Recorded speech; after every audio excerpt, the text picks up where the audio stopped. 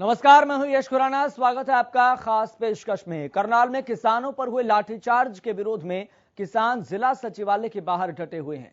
लगातार तीसरे दिन किसान लाठीचार्ज का आदेश देने वाले अधिकारी के निलंबन की मांग पर अड़े हैं। बुधवार को करनाल में जिला प्रशासन के साथ किसान नेताओं की मीटिंग बेनतीजा रही, जिसके बाद किसानों ने प्रशासन को चेतावनी देते हुए कहा है कि जब तक मांगे पूरी नहीं होती प्रदर्शन यूं ही जारी रहेगा। रिपोर्ट देखिए। सचिवालय के बाहर डटे किसान। प्रशासन से दूसरे दिन भी वार्ता बेनतीजा।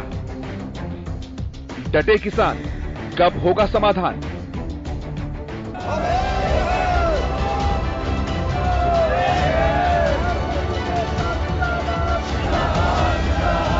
सरकार ने बातचीत करनी पड़ेगी और हमारी मांग मांगनी पड़ेगी। क्या सुबह, क्या शाम और क्या रात, लगातार किसान अपनी मांगों को लेकर सचिवालय के बाहर डटे हुए हैं। देर रात से ही सचिवालय के बाहर किसानों का पड़ाव जारी है। दरअसल करनाल में सचिवालय घेर कर बैठे किसानों की जिला प्रशासन के साथ दूसरे दिन हुई वार्ता भी बेनतीजा रही है, जिसके बाद किसान नेताओं ने ऐलान कर दिया कि जब तक उनकी मांगों को माना नहीं जाएगा वो डटे रहेंगे। वो कोई बात नहीं है। अब उसकी अगली बात तो हम तब करें अगर पहली मानी जाए। जब पहली ही न मानी जाए तो दूसरी और तीसरी मांग पे हम क्या विचार करें। जो हमारा धरना है वो एज इट इज जारी रहेगा, क्योंकि बेनतीजा होने के बाद हमने पहले से घोषित किया हुआ है कि जब तक हमारी बात नहीं मानी जाएगी तब तक हमारा आंदोलन जारी रहेगा। हमारा धरना जो है यहाँ पे जारी रहेगा। की जो बातचीत थी वो विफल रही है। जो हमारी सबसे पहली मांग थी कि दोषी अधिकारियों के ऊपर मुकदमा दर्ज हो और जो एसडीएम है उसको सस्पेंड किया जाए, पहली मांग पे ही जो है वो उन्होंने नहीं मानी और अगली बातों पे कोई चर्चा का फिर। किसान नेताओं की एक और राउंड बातचीत हुई। 3 घंटे बातचीत चली, 3 राउंड थे। आज एसपी और डीसी के अलावा कमिश्नर भी उस बातचीत में शामिल हुए।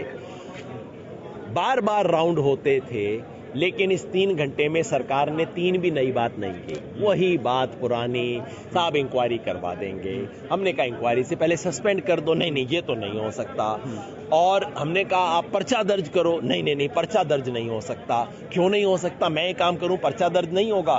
कहते हैं सरकारी अफसर है इसलिए दर्जन। मतलब इसका मतलब है कि लोगों को मारने का सरकारी अफसर को विशेष अधिकार है, बाकी इंसानों को नहीं है। हमने कहा आप मिनिमम ये कर लो। सरकार न्यूनतम के लिए तैयार नहीं है, जिसका मतलब साफ है सरकार ने मन बना लिया है कि इस अफसर को प्रोटेक्ट कर रहा है। 3 घंटे मीटिंग आज हुई और 2 घंटे मीटिंग कल हुई, लेकिन अधिकारी पूर्ण रूप से उस अधिकारी को बचाने का पक्षधर कर रहे हैं। उस पर मुकदमा लिखने को तैयार नहीं है, उसको सस्पेंड करने के लिए तैयार नहीं है। और यही कारण है कि 3-3 घंटे में और कई दौर की मीटिंग आज भी हुई। तो जो चंडीगढ़ है वहां से पूरा डायरेक्शन यहाँ के अधिकारी ले रहे हैं। तो हमने पूरा डिसाइड ये करा है कि हमारा धरना यहाँ पे बदस्तूर जारी रहेगा और उत्तर प्रदेश से, पंजाब से, यहाँ से और जगह से भी लोग हमारे आते रहेंगे। हमारे दिल्ली के धरने डिस्टर्ब ना हो, एक मोर्चा यहाँ पे भी हम खोल लेंगे। एक और जहां किसानों की मांग को प्रशासन ने खारिज कर दिया है, तो वहीं दूसरी ओर किसानों की कमेटी के साथ हुई मीटिंग के बाद डीसी निशांत यादव और एसपी गंगाराम पुनिया ने संयुक्त प्रेस वार्ता की। इस दौरान उन्होंने कहा कि किसानों को 28 अगस्त को हुई घटना की जांच करवाने का प्रस्ताव दिया गया है। हमारा जो है किसानों के साथ बैठक थी और आज हमने जस्ट अभी 2 बजे से 5 बजे तक 3 घंटे के लिए हमने किसानों के साथ बैठक पूरी की है। इसमें हमारी कई दौर की मीटिंग्स हुई। जैसा कि अभी डीसी साहब ने बताया था, जितने भी आज किसान संगठनों के जो सम्मानित सदस्य आए थे उन्होंने भी इस चीज़ को अप्रिशिएट किया कि जिला प्रशासन और पुलिस ने कल बड़ा धैर्य, संयम और सूझबूझ का परिचय दिया, जिससे आपसी कोई टकराव नहीं हुआ और न ही कोई जान माल की कोई विशेष रूप से क्षति हुई। आज भी हमारा लगातार जोर इसी बात पे था कि आपसी बातचीत से मामले का समाधान निकाला जाए, लेकिन वो जो भी प्रशासन की तरफ से प्रस्ताव दिया गया था उस पर सहमत नहीं हुए। हम ये सुनिश्चित करने की पूरी कोशिश कर रहे हैं कि आपसी ना किसी प्रकार का कोई टकराव हो और ना ही कोई किसी प्रकार से कोई वोलेंस हो या किसी प्रकार से मिनी सेक्रेटरिएट का अंदर की तरफ कोई लोग आए या किसी राजकार्य को बाधित करें। उन्होंने हालांकि सीएम उन्होंने आश्वासन दिया है कि वो मिनी सेक्रेटरिएट का जो कार्य है वो सुचारू रूप से पहले की बातें चलता रहेगा और जो जनहित के जो कार्य है वो उनका निपटान होता रहेगा। पिछले लंबे समय से किसान दिल्ली की सीमाओं पर बैठकर 3 कृषि कानूनों को रद्द करने की मांग कर रहे हैं, लेकिन करनाल में किसानों पर हुए लाठीचार्ज के बाद किसानों और सरकार के बीच एक बार फिर से ठन गई। करनाल में बैठे किसान एक ही मांग को लेकर अड़े हैं कि जब तक उनकी मांगें नहीं मानी जाएंगी वो यहाँ डटे रहेंगे। लेकिन इसी बीच हम आपको बताते हैं कि करनाल में बैठे किसानों की क्या मांगे हैं। करनाल में किसानों की मांग, लाठीचार्ज करवाने वाले एसडीएम को सस्पेंड किया जाए। जिस किसान की मौत हुई उसके परिवार को 25 लाख रुपए, मृतक किसान के परिवार को सरकारी नौकरी दी जाए। लाठीचार्ज में घायल किसान को 2-2 लाख रुपए मुआवजा। लाठीचार्ज के दोषी सभी अधिकारियों पर कार्रवाई हो। धरने पर डटे हुए किसानों का साफ तौर पर कहना है कि जैसे जैसे दिन चढ़ता जाएगा और किसान धरने पर पहुंचना शुरू हो जाएंगे और जब तक उनकी मांगों को माना नहीं जाता वो डटे रहेंगे। लेकिन इसी बीच एक बार फिर इंटरनेट बैन की समय सीमा बढ़ाई गई है। आज रात 12 बजे तक जिले में इंटरनेट और एसएमएस सेवाएं बंद हैं। लेकिन आखिर कब तक किसान ऐसे ही बैठे रहेंगे? क्योंकि जल्द इन मांगों पर विचार नहीं किया गया तो टकराव की स्थिति बन सकती है। Bureau report, Haryana news.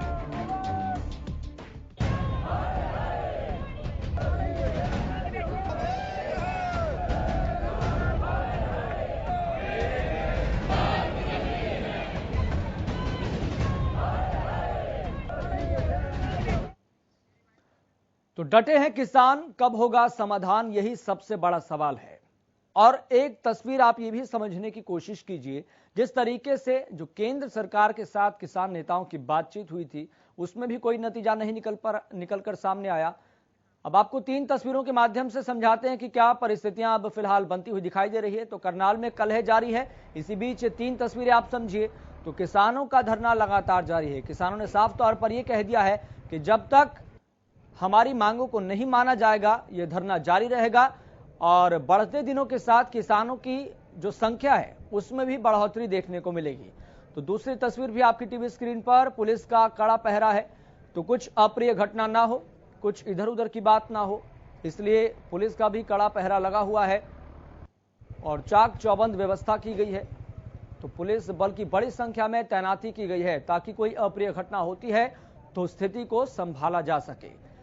तीसरी तस्वीर जो कि बेहद अहम इसलिए है क्योंकि इन तमाम परिस्थितियों और टकराव और तनावपूर्ण स्थिति को देखते हुए इंटरनेट और एसएमएस सेवा को बंद कर दिया गया है। और आज तीसरा दिन है जब हरियाणा सरकार की तरफ से इंटरनेट और एसएमएस सेवा बंद करने को लेकर आदेश जारी किया गया है।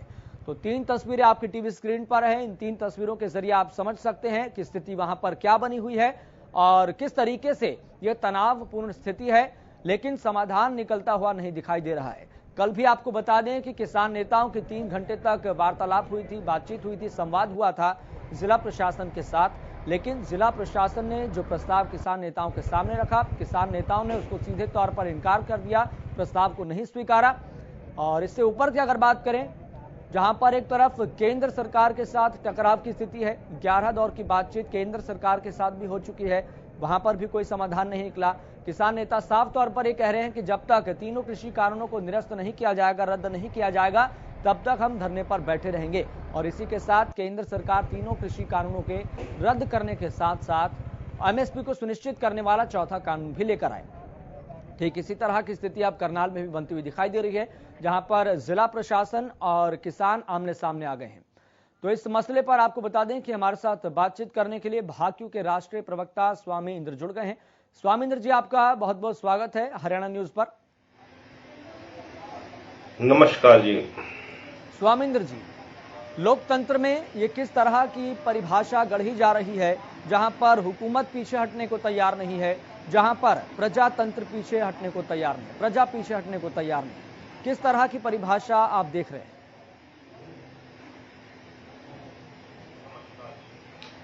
देखिए यश जी, आप देख रहे हैं किस प्रकार से आज देश के अंदर एक इंडिया बनाम भारत एक नया विषय खड़ा हो गया है कि इंडिया में जो सत्ताधारी लोग हैं वो रहते हैं और भारत में जो इस देश का कमेरा मेहनतकश आदमी है वो रहता है। उसके ऊपर तो तमाम कानून तमाम प्रक्रिया लागू होती हैं, पर उसी भारत के अंदर जहां इंडिया है वो इंडिया जो है उसको कुचलने के लिए कुछ भी कर सकता है। और जब भारत के लोग ये पूछते हैं कि भाई अगर मैं फेसबुक पर एक लाइन लिख दूं गलत, अगर किसी चैनल के ऊपर कोई गलत लाइन चली जाए तो चैनल को नोटिस हो जाता है, चैनल के ऊपर जो है कार्रवाई होती है सरकारी, और इसी प्रकार एक साधारण आदमी पर कार्रवाई होती है। पर एक पदाधिकारी जो संवैधानिक पद पे बैठा है, एक अधिकारी है, वो आईएएस ऑफिसर है, और वो ऐसी ऐसी बातें करता है जिन बातों को आप सोच भी नहीं सकते कि ये इंसानियत पे लागू हो सकती हैं, तो कानून में कैसे लागू हो सकेंगी। पर उसकी जो पुष्टि है सरकार करती है, उसकी पैरवी सरकार करती है। सरकार कहती है कि मेरा मैन है, मेरा आदमी है, ये कुछ भी कर सकता है, पर इस देश का जो जनसाधारण आदमी उसकी जीवन की कोई वैल्यू नहीं है। हम उसका सिर भी फोड़ सकते हैं, उसकी जान भी ले सकते हैं। ये बस्तारा टोल प्लाजा करनाल में सीएम सिटी में हमें देखने को मिला, जिसे पूरा देश ही नहीं विश्व में देखा जा रहा है।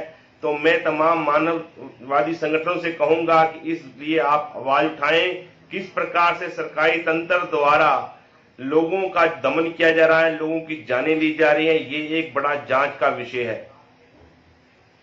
स्वामिंदर जी, मेरा आपसे एक सीधा सीधा सवाल एक ये भी है, जिस तरीके से करनाल के बस्ताड़ा टोल प्लाजा पर किसानों पर लाठीचार्ज हुआ, इस घटनाक्रम को लेकर किसान आक्रोशित हैं, आंदोलनरत हैं, और अब तो डीसी कार्यालय के बाहर टेंट गाड़कर वहां पर बैठ भी गए हैं और साफ तौर पर कह रहे हैं कि जब तक मांगों को माना नहीं जाएगा तब तक प्रदर्शन जारी रहेगा।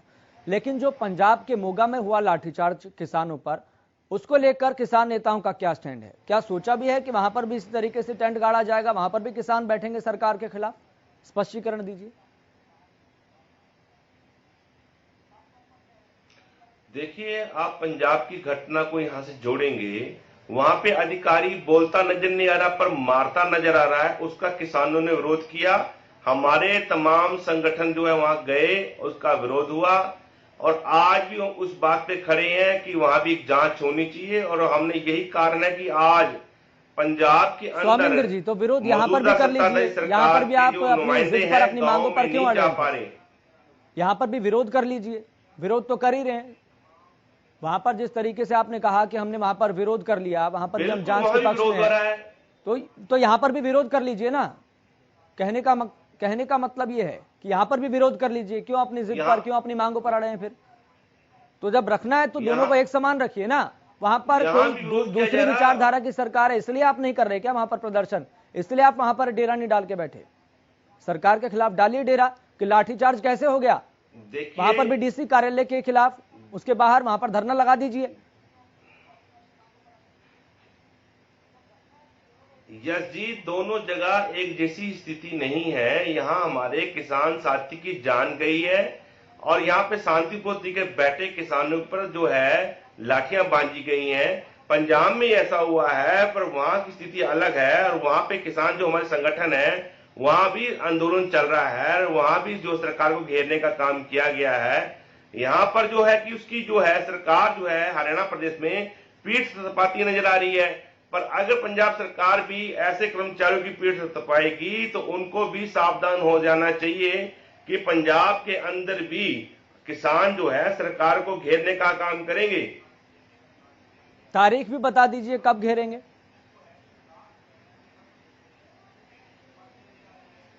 अरविंदर सिंह से पूछ लीजिए कि वो कब पीठ थपथपाएंगे ऐसे पुलिस अधिकारियों की। तो मतलब अभी आपका कोई प्लान नहीं है कि वहां पर जो लाठीचार्ज हुआ है उसके विरोध में वहां पर डेरा डाला जाए डीसी कार्यालय के बाहर? स्वामिंदर जी, मैं आपके पास लौटूंगा, चूंकि हमारे साथ भारतीय जनता पार्टी के प्रवक्ता भी जुड़ गए हैं। मैं आपके पास आऊंगा स्वामिंदर जी। राकेश कुमार हमारे साथ जुड़ गए हैं। राकेश कुमार जी, आखिरकार आयुष सिन्हा को आप सस्पेंड क्यों नहीं कर रहे? किस बात का डर है?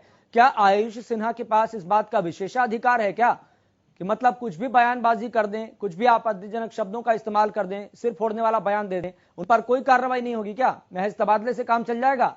सस्पेंड क्यों नहीं कर रहे? किस बात का डर है? यस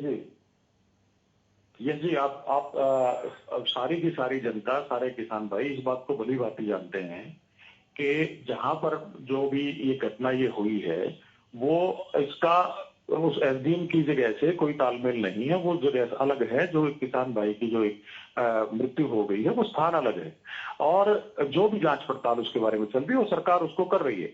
ऐसा नहीं है कि भी किसी भी कानून को लेकर के अब गलत तरीके से एकदम प्रेशर बना करके एक एसडीएम को इस प्रकार से जो है ना ये चाहते हैं कि भी उसको एकदम सस्पेंड कर दें या उस पर कार्रवाई सरकार कर रही है, इंक्वायरी कर रही है। इंक्वायरी होने पे जो भी दोषी पाया जाएगा उसके खिलाफ कार्रवाई की जाएगी। या इस प्रकार के जो शब्द हैं जो बोले हैं, हमें सभी को उससे खेद है, और ये ठीक नहीं है। लेकिन उसकी जांच पड़ताल भी, वहां पे परिस्थिति क्या थी, किस प्रकार से वो इस प्रकार की बातें उन्होंने बोली हैं, वो सब चीजों को आकलन करने के बाद सरकार उस पर कार्रवाई कर रही है। इंक्वायरी चल रही है, उस पर इंक्वायरी होती है, पूरी होती है तो करेंगे। तो इस प्रकार की कोई बात नहीं है। मेरा ये कहना है कि जो हमारे किसान भाई, वो उनके हितों की, अब ये देखिए कि इससे जो सारी व्यवस्था जो ये बिगड़ जाती है, उसके कारण जो आम जन को जो नुकसान होता है, मेरे इन भाइयों को भी इस बात का ध्यान रखना चाहिए कि जो सामान्य जन है वो भी परेशान ना हो।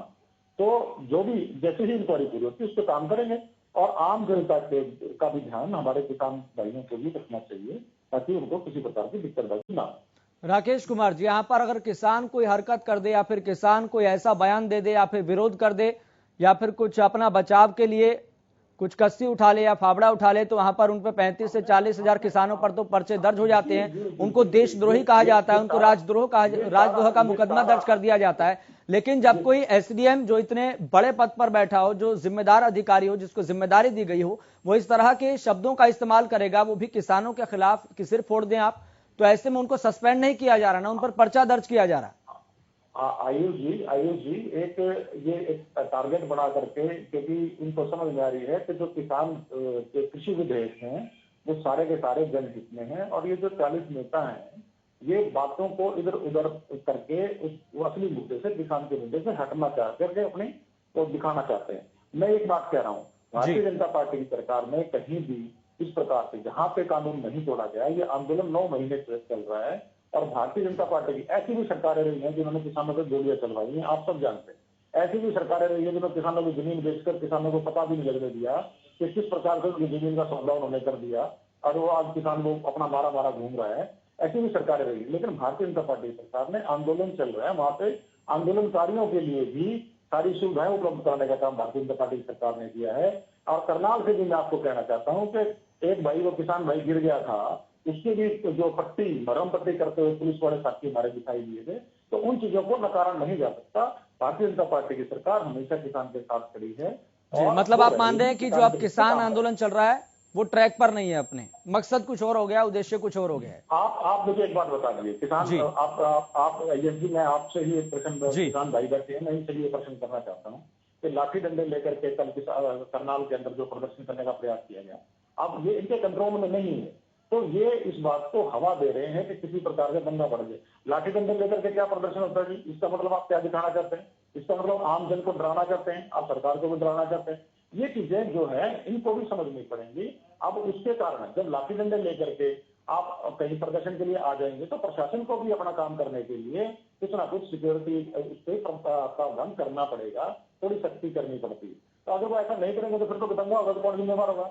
ये हमेशा से ही अपनी बातों से कुछ चढ़ते रहे हैं। यहाँ बहादुरगढ़ में जो घटनाएं हुई, महिलाओं के साथ जो घटनाएं हुई, आज जिला एक जो बहादुरगढ़ में किसान जो साथी था, उनके पास बैठता था, वो उसको जलाने का काम किया गया। और भी बहुत सारी घटनाएं इस तरह की हुई जहां पर ये बाद में अपना पल्ला झाड़ देते हैं, उसकी जिम्मेदारी नहीं लेते हैं। और सरकार ने अभी तक, मैं तो ये कहता हूँ, उनके खिलाफ कार्रवाई करनी चाहिए थी। जिस प्रकार से आप कह रहे हैं, उनके खिलाफ भी तो कोई खास कार्रवाई नहीं है। जो लोग लेता थे, ये जिम्मेवारी लें, इसकी पूरे की जिम्मेवारी लेने का काम करें, ताकि लोगों को भी बचाया जा सके। ऐसा थोड़ी है जब लाठी डंडे लेके प्रदर्शन करेंगे और पुलिस कुछ करेगी नहीं। ठीक है राकेश जी, हमारे साथ कांग्रेस के प्रवक्ता संदीप भारद्वाज भी जुड़ गए हैं। संदीप जी, आपका बहुत बहुत स्वागत है हरियाणा न्यूज पर। हाँ जी, नमस्कार जी, नमस्कार। संदीप जी, मेरा आपसे सबसे पहला ये सवाल, मैं आपसे इस बारे में तो बाद में पूछूंगा कि घटनाक्रम क्या है, परिस्थितियां क्या है और कांग्रेस का स्टैंड क्या है, लेकिन सबसे पहले आप ये बताइए कि मोगा के अंदर जो लाठीचार्ज किसानों पर हुआ था, उसकी जांच कब करा रहे हैं? नहीं, ऐसा है, मैं अपने प्रदेश की बात और अपने प्रदेश के किसान आंदोलन की बात ज्यादा करूं तो बेटर है। मेरे को उनके हालात, क्या हालात रहे क्या नहीं रहे, मैं किसी अपने प्रदेश को छोड़ के किसी दूसरे प्रदेश की जाकर टिप्पणी दूं, उनकी पार्टी में क्या हालात हैं, किस तरह से मोगा में क्या सिचुएशन रही है, उसके बारे में मुझे पूरा ज्ञान नहीं है। लेकिन मेरे अपने प्रदेश में कोई चीज हो रही है, उसके बारे में मैं कोई भी बात अगर आप संक्षेप में पूछोगे या विस्तार से पूछोगे तो बता पाऊंगा। ये तो बच के निकलने वाली बात हो गई संदीप जी, ये तो बच के निकलने वाली बात हो गई। कम से कम टिप्पणी भी नहीं करेंगे कि जो किसानों पर जो लाठीचार्ज है वो ठीक है नहीं है। ये तो बच के निकलने वाली बात हो गई। आपका शुभ नाम? एक मिनट, मैंने आज पूछा नहीं। मौका दे तो मैं अपने कांग्रेस प्रवक्ता को एक बात हेलो चाहता हूँ। जी संदीप जी, हम सुन पा रहे हैं आपको, अपनी बात रखिए। करने वाले हैं, ये अपने प्रदेश की चिंता करने की बात। हेलो जी संदीप जी, हम आपकी बात सुन पा रहे हैं, रखिए अपनी बात। मैं आपको ये बता रहा हूँ जी कि मोगा के हालात, किन हालात में इस तरह का एक्शन गवर्नमेंट ने लिया, वो मुझे पूरा ज्ञान नहीं है उसके बारे में। अगर आप कहेंगे, कोई बात कहेंगे, जब तक वो पूरी बात ना पता हो, किसी प्रदेश के बारे में टिप्पणी करना क्या ठीक रहेगा? हर प्रदेश के आज के दिन अपने अलग अलग हालात हैं। ठीक है, मतलब आपको मामलात की पूरा जानकारी नहीं है और इस बात से आप अज्ञात हैं। मोगा में जो बल प्रयोग किया या जो आप कह रहे हैं लाठीचार्ज किया, वो किन हालात में किन वजह से किया, उसका पूरा मुझे ज्ञान नहीं है। ठीक है संदीप जी, बहुत बहुत शुक्रिया बातचीत करने के लिए और अपना पक्ष रखने के लिए। स्वामिंद्र जी, आपका भी बहुत बहुत शुक्रिया बातचीत करने के लिए, और बीजेपी प्रवक्ता हमारे साथ जुड़े हुए थे। सर आपका भी बहुत बहुत स्वागत, बहुत बहुत शुक्रिया आपका जुड़ने के लिए। तो यहाँ पर परिस्थितियां आज ऐसी है कि समाधान निकलता हुआ नहीं दिखाई दे रहा है, लेकिन बड़ी बात यहाँ पर यह है कि यह समाधान निकलेगा कब, इसका भी कुछ कहा नहीं जा सकता। बुलेटिन में मुझे दीजिए इजाजत, देखते रहिए हरियाणा न्यूज।